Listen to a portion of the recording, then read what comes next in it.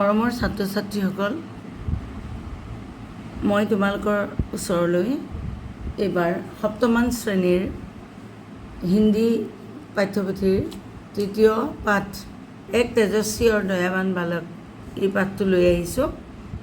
আশা কৰোঁ আজি এই পাঠটি পঢ়াওঁতে আটাই মন দি শুনিবা আৰু শুনি আমোদো পাবা তোমালোকে, কিয়নো এইটো স্বামী বিবেকানন্দৰ জীৱনৰ ওপৰত আধাৰিত হয় আৰু তেখেতৰ বিষয়ে তোমালোকে বহুত কথা শিকিব পাৰিবা এই পাঠটোৰ দ্বাৰা। আহাচোন তেনেহ'লে সময় নষ্ট নকৰি আমি পাঠটো ফালে আগবাঢ়োঁ। এক তেজস্বী আৰু দয়াৱান বালক, এজন তেজস্বী আৰু দয়াৱান ল'ৰা। বীৰেশ্বৰ এক সাহসী বালক থা। বীरेश्वर एजन साहसी लड़ा आसिल। उत्तरी कोलकाता के एक वकील के परिवार में 12 जनवरी 1863 ईस्वी में उसका जन्म हुआ था। उत्तर कलिकतार एजन उकिलर परियालत 1863 सनर 12 जनवरी तेखेतर जन्म होइसिल। उसके पिता का नाम था विश्वनाथ दत्त तथा माँ का नाम भुवनेश्वरी देवी था। तेर देउताकर नाम आसिल विश्वनाथ दत्त और माँ का नाम आसिल भुवनेश्वरी देवी। लोग प्यार से उसे बिले नाम से भी पुकारते थे। मानुहे तेओक मरमते बिले बुलिओ मातिसिल। एक दिन की बात है, एदिनर कथा। बीरेश्वर एक मेला देखकर कुछ दोस्तों के साथ लौट रहा था। बीरेश्वरे मेला चाय किछुमान बंधुर सैते उभति आहि आसिल। अचानक एक घोड़ा गाड़ी तीव्र गति से आ गई और एक छोटा बच्चा गाड़ी के नीचे आ गया। अकस्माते एखन घोड़ा गाड़ी खूब जोरेरे आहि आसिल आरु एटा लड़ा সেই গাড়ীৰ তলত সোমাই গৈছিল। सभी देखते ही रह गए, সকলোৱে ৰৈ থাকোঁতেই গ'ল। बीरेश्वर ने अपने साहस का परिचय देते हुए बड़ी फुर्ती से उस बच्चे को गाड़ी के नीचे से निकाला। बीरेश्वरे নিজৰ সাহসৰ পৰিচয় দি তৎক্ষণাত ল'ৰাটো গাড়ীখনৰ তলৰ পৰা লৈ উলিয়াই আনিলে। सभी ने उसकी प्रशंसा की, সকলোৱে তেওঁৰ प्रशंसा करिले। बालक बीरेश्वर के मन में दया का भाव भरा हुआ था। बालक बीरेश्वर मनत दयार भाव आसिल। उसमें एक विशेष आदत थी दान की। तेओ दान करिও ভাল পাইছিল। तेओ दान কৰাটো अभ्यास আছে। ज़रूरतमंद को देखकर अपने पिता की ही तरह वह जो भी कीमती वस्तु हो दान कर देता था। নিজৰ দেউতাকৰ দৰে তেওঁ অভাৱগ্ৰস্ত মানুহবোৰ দেখিলে যি মূল্যৱান বস্তু দান কৰিছিল। यहाँ तक कि स्वयं के कपड़े भी, आनকি নিজৰ কাপোৰো তেওঁ दान কৰিছিল। कभी कभार माँ इस कारण से उसे कमरे में बंद कर देती थी। केতিয়াবা केতিয়াবা माके তেওঁক এইটো কথাৰ কাৰণে ৰুমত নিজৰ কোঠাত বন্ধ কৰিও থৈছিল। तब भी वह रास्ते से गुजरते हुए भिखारियों को बुलाकर खिड़की से कमरे का सामान दे देता था। তেনেকুৱা কৰাৰ পিছতো তেওঁ কি কৰিছিল, ৰাস্তাইদি পাৰ হৈ যোৱা ভিক্ষাৰী মাতি আনি খিৰিকীৰে কোঠাটোত থকা বস্তু দি দিছিল। मजबूर होकर माँ को कमरा खोल देना पड़ता था और माँ के बाध्य हो নিজৰ তেওঁৰ কোঠাটো খুলি দিব লগা হৈছিল। दिन ब दिन बीरेश्वर बड़ा होने लगा। बीरेश्वर लाहे लाहे दिने दिने डाঙर হৈ আহিছিল। वह स्कूल भी जाने लगा। তেওঁ বিদ্যালয়লৈ যাবলৈ আৰম্ভ কৰিছিল। माँ ने स्कूल से उसका नाम रखा स्कूल में उसका नाम रखा नरेंद्र नाथ। विद्यालय माँ के तेर नाम रखिले नरेंद्र नाथ। कलकत्ता के विद्यासागर मेट्रोपॉलिटन स्कूल में उसकी पढ़ाई शुरू हुई। कलिकतार विद्यासागर मेट्रोपॉलिटन स्कूल पढ़ा आरम्भ होइसिल। नरेंद्र नाथ लिखाई पढ़ाई में भी तेज था। नरेंद्र नाथ लिखा पढ़ा तो भाल आसिल, चोका आसिल। दोस्तों के साथ खेलकर समय बिताना उसे ज़्यादा पसंद था। বন্ধুবিলাকৰ লগত খেলি ধূলি समय पार কৰি তেওঁ ভাল পাইছিল। लेकिन जब भी पढ़ता था मन लगाकर पढ़ता था। किंतु যেতিয়া পঢ়িছিল সদায় মনোযোগ দি পঢ়িছিল। धीरे धीरे पढ़ाई में उसकी रुचि बढ़ने लगी। लाहे लाहे তেওঁৰ रुचि पढ़ात বহিবলৈ ধৰিলে। वो साहित्य दर्शन शास्त्र इतिहास आदि विषयों पर गंभीर अध्ययन करने लगा। তেওঁ साहित्य दर्शन शास्त्र এইবিলাকৰ লগত তেওঁ সেইবিলাক বিষয়ত ভালধৰণে অধ্যয়न কৰিবলৈ লাগিল। प्रवेशिका परीक्षा में नरेंद्रनाथ प्रथम विभाग में उत्तीर्ण हुआ।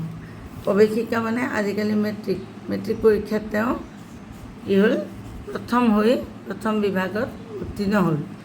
उसके बाद कुछ दिनों के लिए प्रेसिडेंसी कॉलेज में भी अध्ययन किया।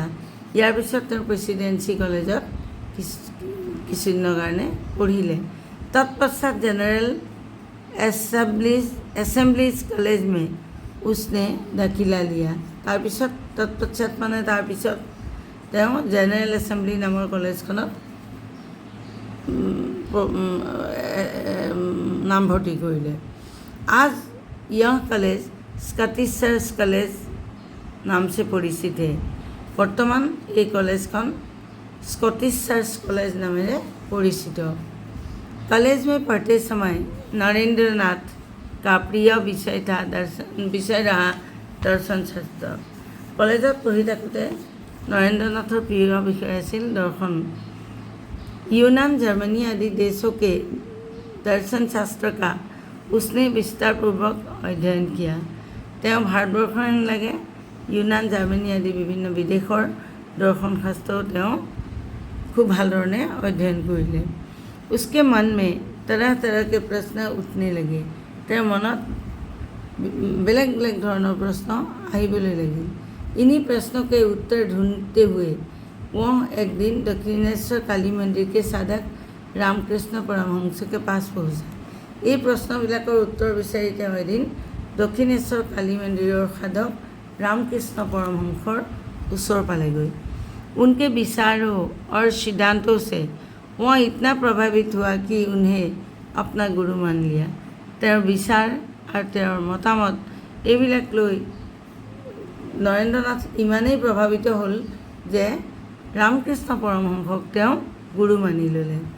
अपने गुरु की छत्रछाया में नरेंद्र ने वेद उपनिषद गीता आदि का अध्ययन किया। এইজন गुरुर अधीनते नरेंद्रे वेद उपनिषद गीता आदि अध्ययन करिले। गुरु रामकृष्ण परमहंस ने उसे बेसहारा और पीड़ित लोगों की सेवा करने के लिए प्रोत्साहित किया। गुरु रामकृष्ण परमहंसই তেওঁক निराश्रय पीड़ित पीड़ित মানুহবিলাকৰ सेवा কৰিবলৈ उत्साहित करिले। पिताजी विश्वनाथ दत्ता के आकस्मिक निधन के बाद परिवार की आर्थिक स्थिति बिगड़ गई। देउताक विश्वनाथ दत्तर आकस्मिक मृत्युर कारण परियालटोर आर्थिक अवस्था बेया हो पड़िल। उस समय नरेंद्र BA पास कर कानून की पढ़ाई कर रहा था। एक समय नरेंद्र BA पास करी आईन पढ़ी आसिल। परिवार का दायित्व उसके नाजुक कांधों पर आ पड़ा। आर्थिक एकनी সময়তে परियालटोर दायित्व তেওঁৰ कांधत परिल। नरेंद्र को पढ़ाई छोड़नी पड़ी। তেওঁ पढ़ा बाद दिबलगिया हल।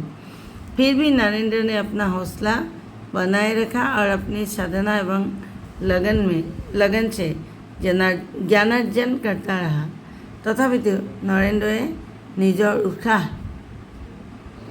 राखी काम करिले और তেওঁৰ निजर साधना और ज्ञान अर्जनर काम अब्याहत राखिले। विश्व के जाने माने कोलकाता विश्वविद्यालय से सम्मानीय अध्यापक पद के लिए उसे आमंत्रित किया गया था। তেওঁক विश्वविख्यात कोलकाता विश्वविद्यालय सम्मानीय अध्यक्ष पद लबले তেওঁক आमंत्रण जनाले। लेकिन गरीब लाचार और बेसहारा लोगों की सेवा करने के लिए उसने इस प्रस्ताव को ठुकरा दिया। किंतु তেওঁ কি কৰিলে दुखिया निराश्रय लोकবিলাকক সহায় কৰিবৰ কাৰণে এই প্ৰস্তাৱটো তেওঁ প্ৰত্যাখ্যান কৰিলে। 25 वर्ष की अवस्था में नरेंद्र ने गेरुआ वस्त्र धारण किया। 25 বছৰ বয়সত তেওঁ गेरुआ वस्त्र पिन्धिবলৈ ল'লে।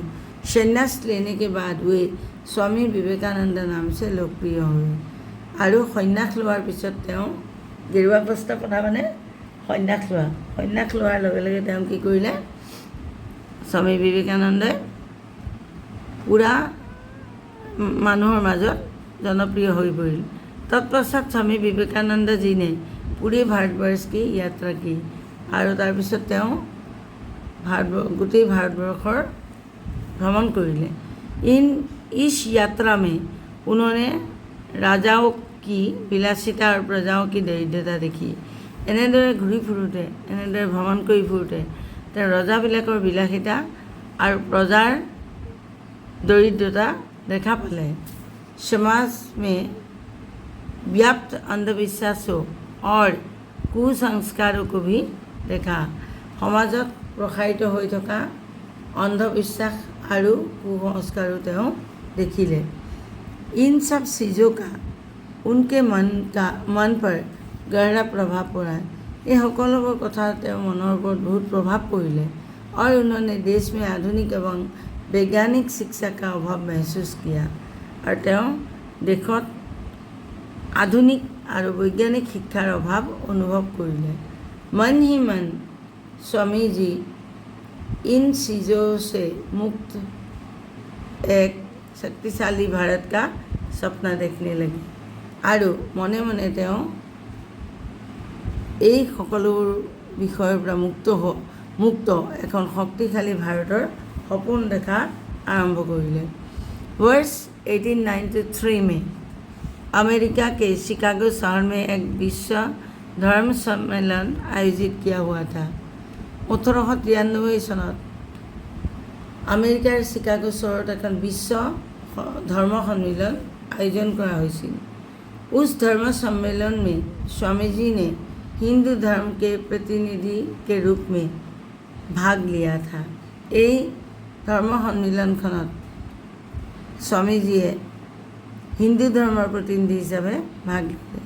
शिकागो पार्लियामेंट ऑफ रिलीजन में स्वामी जी ने प्यारे अमेरिकी बहनों और भाइयों शब्द के साथ जो ही अपना तेजस्वी भाषण शुरू किया तो 7,000 विद्वानों से भरा पूरा हॉल तालियों की गड़गड़ाहट से गूंज उठा था। जेतियाई अमेरिकार पार्लियामेंट ऑफ रिलीजन नाমৰ ঘৰটোত স্বামীজীয়ে মৰমৰ আমেৰিকি ভাই বহন বুলি যেতিয়াই তেওঁ উচ্চাৰণ কৰি তেওঁ সম্বোধন কৰি তেওঁৰ ভাষণ আৰম্ভ কৰিলে 7,000 লোকে হাততালি বজাই গোটেই हॉल गड़गड़ाई उठिছিল। आज भी दुनिया भर के लोग उस भाषण को याद करते हैं। आज पृथ्वीर सकलो लोके এই भाषणটো मनत पेलाय स्मरण करे। इस भाषण के जरिए उन्होंने भारतीय अध्यात्म सभ्यता और संस्कृति को विश्व भर में पहचान दिलाई थी। এই ভাষণৰ দ্বাৰা তেওঁ ভাৰতীয় আধ্যাত্মিকতা সভ্যতা और संस्कृति विश्वर जनगणर आगत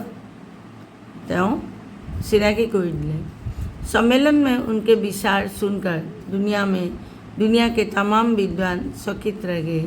सम्मेलनत कथा शुनी पृथ्वीर इमानबिलाक विद्वान आचरित हो गल। अमेरिका में उनका भरपूर स्वागत हुआ। अमेरिका खूब भाल धरणे स्वागत करा हल। भाषण के बाद अमेरिकी मीडिया ने उन्हें साइक्लोनिक हिंदू नाम से तवाजा था और এই ভাষণৰ পিছত আমেৰিকাৰ যিবিলাক प्रसार माध्यम आसिल এই प्रसार माध्यमत साइक्लोनिक हिंदू बुली अभिहित करिले। उस सम्मेलन के बाद विदेश में उनके भक्तों का एक समुदाय बन गया। এই सम्मेलনৰ পিছত विदेशतो ভক্তৰ बहुत মানুহ তেওঁৰ ভক্ত হৈ পৰিল। अनेक लोग उनके शिष्य भी बन गए, बहुत लोग তেওঁৰ शिष्यও হৈ গ'ল। भारत वापस आकर स्वामी जी ने रामकृष्ण मिशन नामक एक कल्याणकामी संस्था की भी स्थापना की। ভাৰতলৈ আহি ৰামকৃষ্ণ মিছন নামৰ এটা জনকল্যাণকামী সংস্থা তেওঁ স্থাপন কৰিলে। समस्त पृथ्वी के गरीब बेसहारे लोगों की सेवा करना इस संस्था का प्रधान उद्देश्य था। ये गोटेই পৃথিৱীৰ দুখীয়া নিৰাশ্ৰয় লোকৰ সেৱা কৰাই এই সংস্থাটোৰ মূল উদ্দেশ্য আছিল। आज देश विदेश में इस संस्था की अनेक शाखाएं काम कर रही हैं।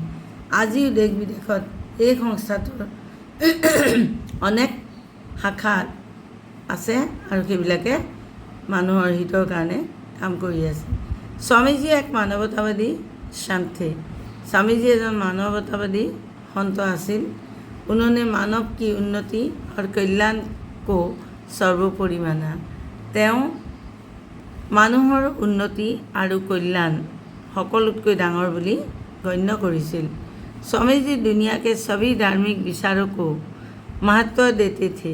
स्वामी जीয়ে পৃথিৱীৰ সকলো ধৰ্মৰে धर्मीय विचारবিলাকৰ गुरुत्व दिছিল। उनकी ओजपूर्ण वाणी और उपदेश आज भी समस्त मानव जाति में शक्ति का संचार करता है।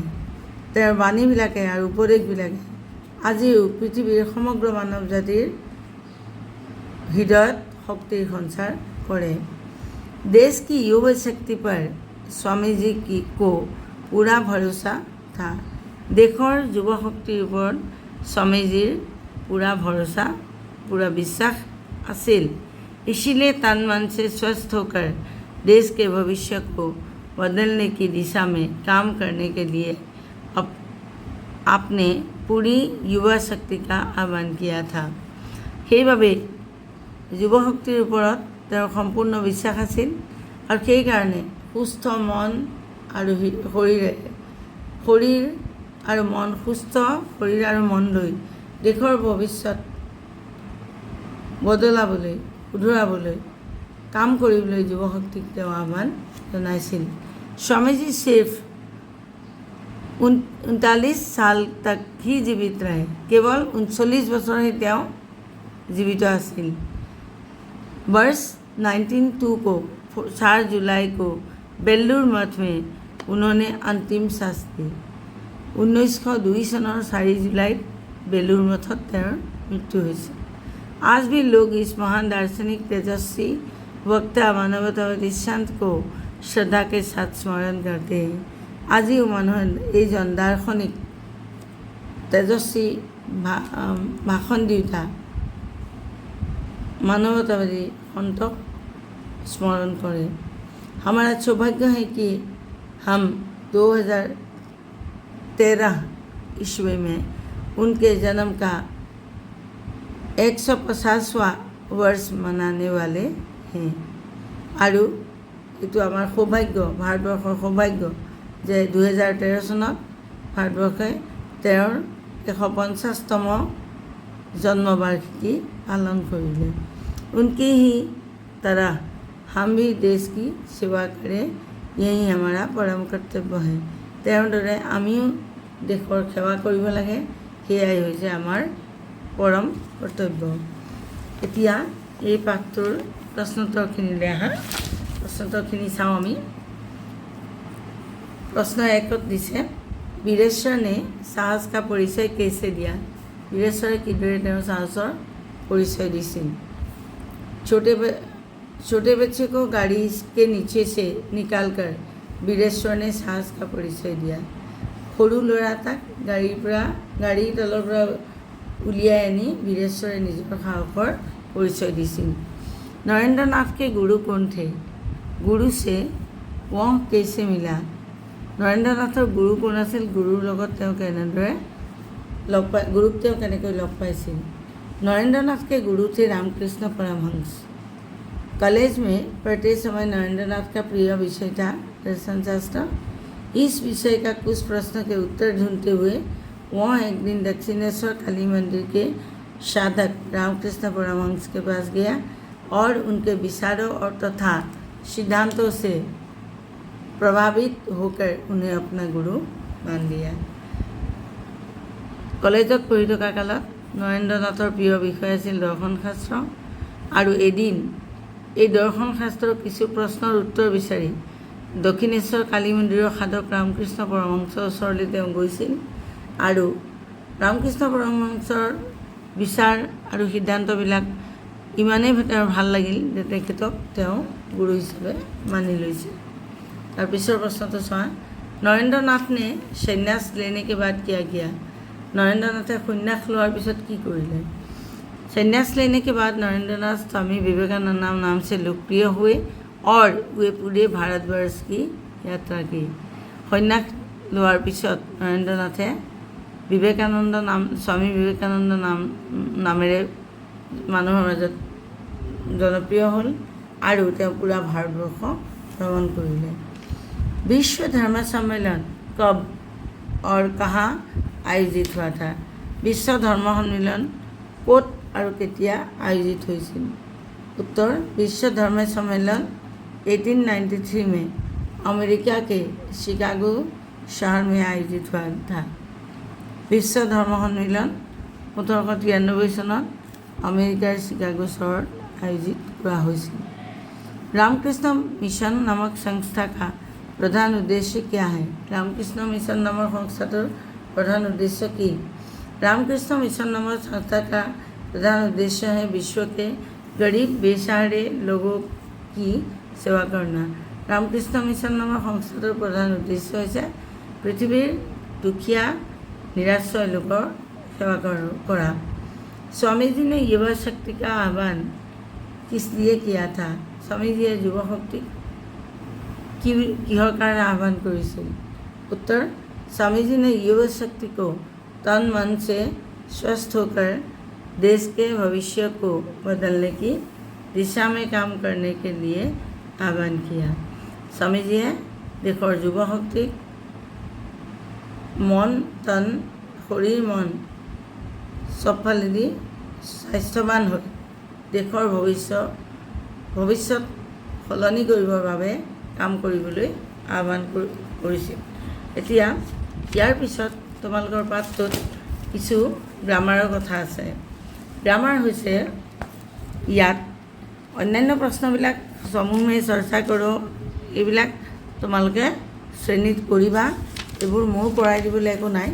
মই এতিয়া তোমালোকক কিতাপখন খুলি লোৱা, কিতাপখনৰ কিছু অংশ আমি এতিয়া আলোচনা কৰিম। এতিয়া চোৱা, ইয়াত আছে সন্ধি বিচ্ছেদ কৰোঁ। কেইটামান শব্দ দিয়া আছে, মেঘালয়, বিদ্যাৰ্থী, মহোৎসৱ, সূৰ্যোদয়, এইকেইটা সন্ধি বিচ্ছেদ কৰিব লাগে। দুটা দুটা শব্দ মিলি এই শব্দকেইটা গঠন হৈছে, তাক ভাগ কৰি দেখুৱাব লাগে। মেঘালয় মেঘ যোগ আলয়, মেঘ প্লাছ আলয়। বিদ্যাৰ্থী বিদ যোগ আৰ্থী, মহোৎসৱ মহাযোগ উৎসৱ, সূৰ্যোদয় সূৰ্য প্লাছ উদয় হ'ল। এতিয়া আৰু এটা বস্তু আছে, উপসৰ্গ আৰু প্ৰত্যয়। উপসৰ্গ আৰু প্ৰত্যয়নো কাক বোলে? প্ৰথমতে এই কথা আমি জানিব লাগিব। উপসৰ্গ হৈছে সেইবোৰ শব্দাংশ। উপসৰ্গ সদায় শব্দৰ আগত লাগে। যেনেকুৱা শব্দটো হ'ল যেনিবা জ্ঞান, মূল শব্দ, তাৰ লগত যদি আমি অ লগাই দিওঁ অজ্ঞান হৈ যাবনে? এই যে অটো লগাই ইয়াৰ অৰ্থও বদলি যাব। এতিয়া উপসৰ্গ হৈছে সেইবোৰ শব্দাংশ যিবোৰ শব্দাংশ যোগ কৰি নতুন শব্দ ৰচনা কৰা হয় আৰু শব্দৰ অৰ্থও তেতিয়া সলনি হৈ যাব পাৰে। গতিকে এই যি শব্দাংশ শব্দৰ আগত যোগ দি এটা নতুন শব্দ ৰচনা কৰা হয় তাকে আমি কি ক'ম? উপসৰ্গ বুলি ক'ম। উপসৰ্গ ইংৰাজীত তোমালোকে পাবা, এতিয়া নাই পোৱা যদিও, ইয়াক কোৱা হয় প্ৰিফিক্স। প্ৰি মানে আগত আৰু ফিক্স মানে লগাই দিয়া, হয়নে? প্ৰিফিক্স, ইংৰাজীত উপসৰ্গক প্ৰিফিক্স কয়। ঠিক সেইদৰে আৰু এটা বস্তু আছে, সেইটো হৈছে প্ৰত্যয়। প্ৰত্যয় প্ৰত্যয় ইয়াক ইংৰাজীত কোৱা হয় ছাফিক্স। ছাফিক্স মানে হৈছে পিছত লগাই দিয়ে।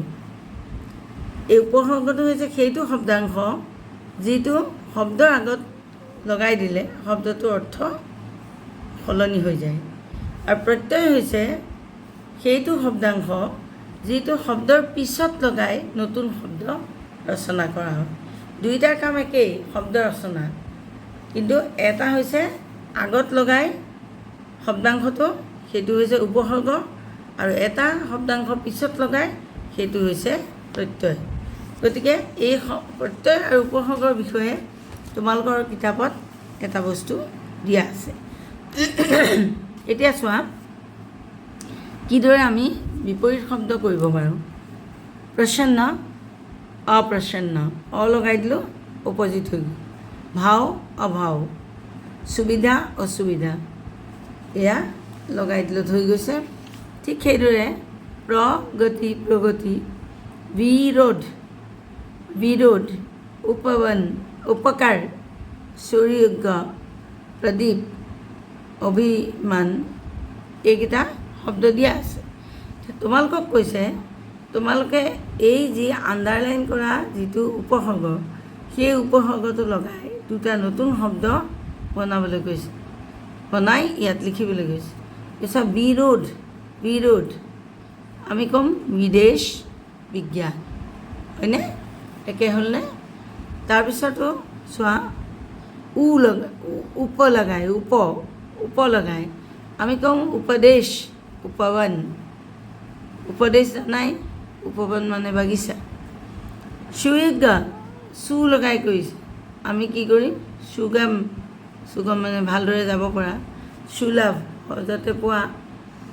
তাৰপিছতে প্ৰদীপ আছে, প্ৰ লগা, প্ৰ উপসৰ্গ, আমি প্ৰবল, প্ৰতাপ, সেইকেইটা লিখিম। অভিমান, অভিমান, অজ্ঞান, অটল, অ লগাই কৰিছে। এতিয়া পিছৰটোতে আহা, প্ৰত্যয়ৰ বিষয়ে মই অলৰেডি কৈছোঁৱেই যে প্ৰত্যয়টো শব্দৰ পিছত লাগে। এতিয়া চোৱা, अब तुम लोग य प्रत्यय এবং ঈদ প্ৰত্যয় লগাকৰ কুছ শব্দ বনাও। কেইটামান চোৱা, য় প্ৰত্যয় লগাই বনাব দিছে। ৰাষ্ট্ৰ প্লাছ য়, ৰাষ্ট্ৰীয়। ভাৰত প্লাছ য়, ভাৰতীয়। এতিয়া কেনেদৰে আমি ইয়াত য়টো লগাম মই তোমালোকক দেখুৱাই দিওঁ, তেতিয়া তোমালোকৰ বুজাত সুবিধা হ'ব। এতিয়া চোৱা, ইয়াত মই কিতাপখন, ইয়াত শব্দটো হৈছে এনেকৈ, য় প্ৰত্যয় লগাবলৈ কৈছে নহয় জানো? ৰাষ্ট্ৰ, ৰাষ্ট্ৰ শব্দটোৰ লগত আমি য় লগাই দিলোঁ, য়। এইটো দীৰ্ঘ ই, গতিকে বানানটো হওঁতে আমাৰ কি হ'ব? ৰাষ্ট্ৰীয়, এনেকৈ হ'ব, ৰাষ্ট্ৰীয়। বুজিছানে?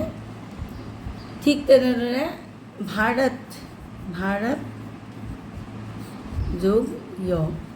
এটা কথা মন কৰিবা, প্ৰত্যয়টো বা উপসৰ্গটো নোহোৱাকৈও যাতে শব্দটোৰ এটা অৰ্থ থাকে, এইটো চাবা। এনেই শব্দ এটা লিখিলেই নহ'ব। ভাৰত প্লাছ য়, ভাৰত এখন দেশৰ নাম, তাৰ লগত আমি লগাই দিলোঁ, নতুন শব্দ হ'ল আমাৰ কি? ভাৰতীয়, হয়নে? ঠিক তেনেদৰে আমি স্বৰ্গ, স্বৰ্গ, স্বৰ্গ জানা নহয়? প্লাছ য়, স্বৰ্গীয়, আমি কি লিখিম? স্বৰ্গীয়, স্বৰ্গীয় হ'ল। তাৰপিছত আমি লিখিম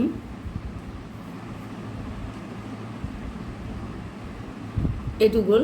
তাৰপিছতো আহিলে ঈদ, ঈদ প্ৰত্যয়। ঈদ প্ৰত্যয় লগাব লাগে আমি হস্ৰই ত। তাৰ আগত আমি কি লিখিম?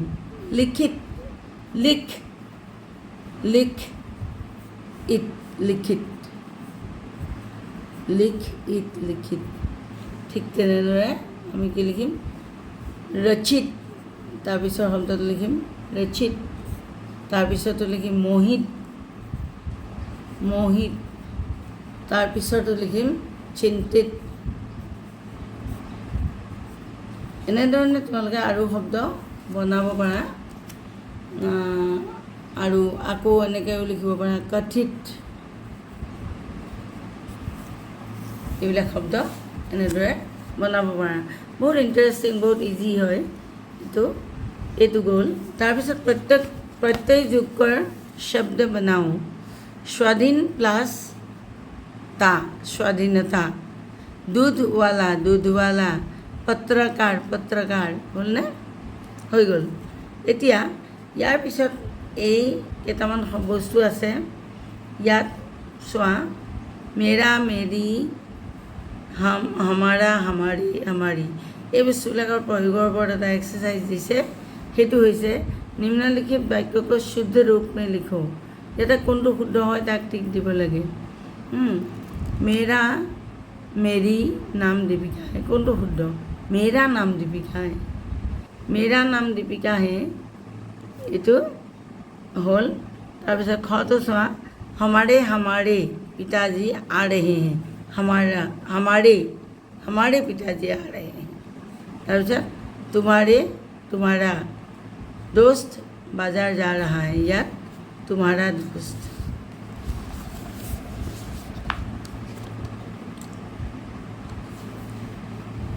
ইয়াত এটা কথা মই তোমালোকক কৈ থওঁ, যিহেতু দীপিকা স্ত্ৰীলিংগ হয়, দীপিকাটো স্ত্ৰীলিংগ, গতিকে আমাৰ এই মেৰা নাম দীপিকা হে, ইয়াত এটা বস্তু দিছে চোৱা তোমালোকে,